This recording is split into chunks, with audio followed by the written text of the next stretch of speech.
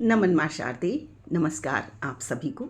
इस बार मैं आपसे थोड़ा जल्दी मिल रही हूँ। मेरे पिछले वीडियो को आपने बहुत स्नेह दिया था, तो मैं एक उसी स्नेह से आह्लादित होकर एक और वीडियो लेकर आई हूँ। बहुत रेलेवेंट विषय है, और अगर ये वीडियो आपको पसंद आता है तो उसे लाइक, कमेंट, शेयर और सब्सक्राइब ज़रूर करें। मुझे उम्मीद है कि आप सबका आशीर्वाद मुझे मिलेगा। तो आज का मेरा विषय है बिखरते संयुक्त परिवार। परिवार यानी एक इंद्रधनुषी घरौंदा जहाँ सपने पलते हैं, जहाँ हमारा व्यक्तित्व आकार लेता है। सन 1949 में सुप्रसिद्ध समाजशास्त्री जॉर्ज पीटर मर्डोक ने 250 अलग अलग समाजों के अध्ययन से इस निष्कर्ष को निकाला कि परिवार जो है वो एक यूनिवर्सल संस्था है, यानी हर समाज परिवार को मानकर चलता है।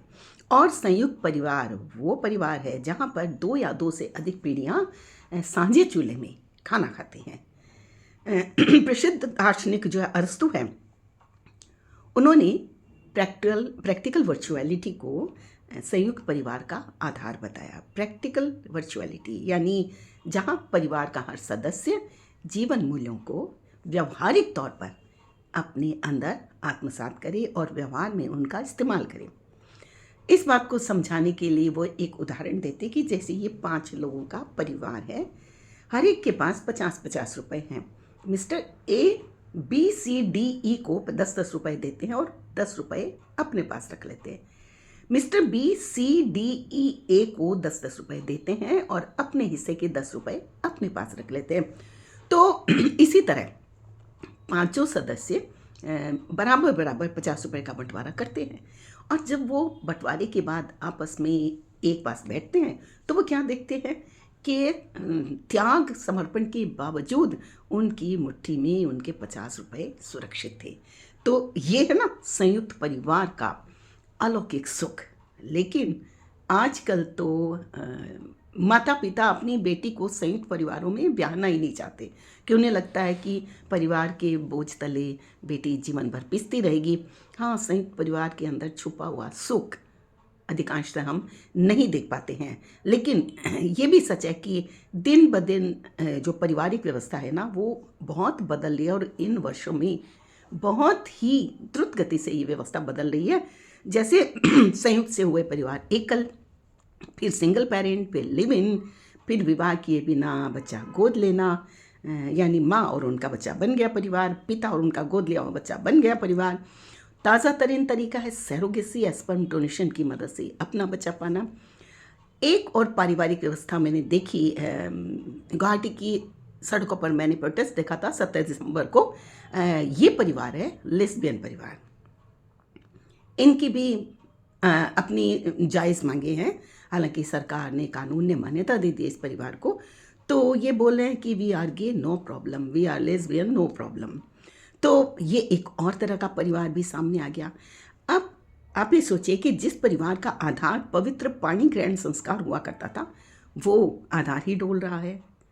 और इस डोलते हुए आधार ने पूरी सामाजिक व्यवस्था को भी प्रभावित किया है, क्योंकि जब पारिवारिक व्यवस्था बदलती है तो समाज पर उसका असर पड़े बिना नहीं रहता है, क्योंकि जो समाज जो है वो आपके परिवारों से मिलके बनता है। अब आप ये देखिए कि बहुत से दंपत्ति जो आज करियर के शीर्ष पर हैं, लेकिन करियर उनके अंदर इस कदर भर गया है कि उन्हें बच्चों का बंधन नागवारा है, और ना उनके पास समय है बच्चों को देने के लिए। तो फिर वो परिवार के बुजुर्गों को अपना समय क्या ही देंगे, है ना।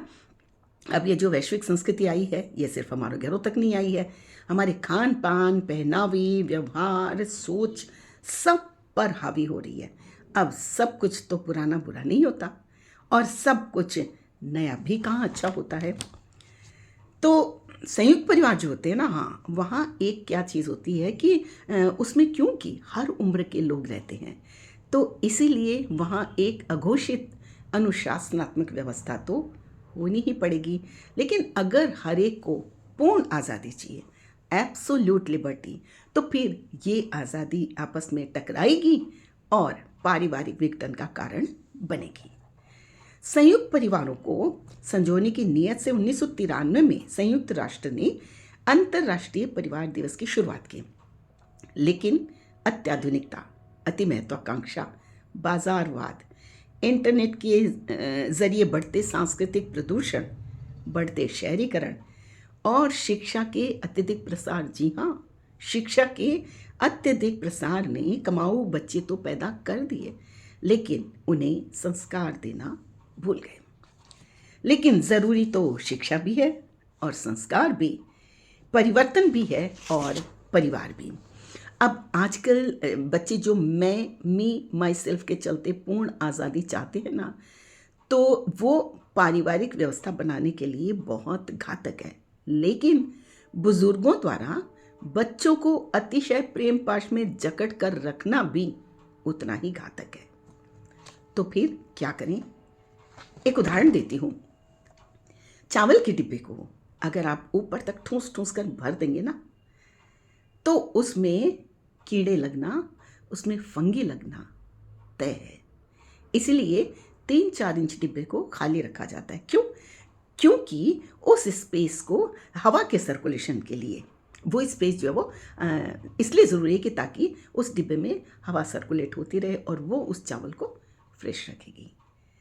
तो इसी तरह परिवार में सबको थोड़ा थोड़ा स्पेस देते हैं ना, और अगर हर एक को अपना थोड़ा थोड़ा स्पेस मिले और सब थोड़ा प्रैक्टिकल वर्चुअलिटी को अपनाए, तो संयुक्त परिवार से बेहतर आशियाना कोई हो ही नहीं सकता। नमस्कार।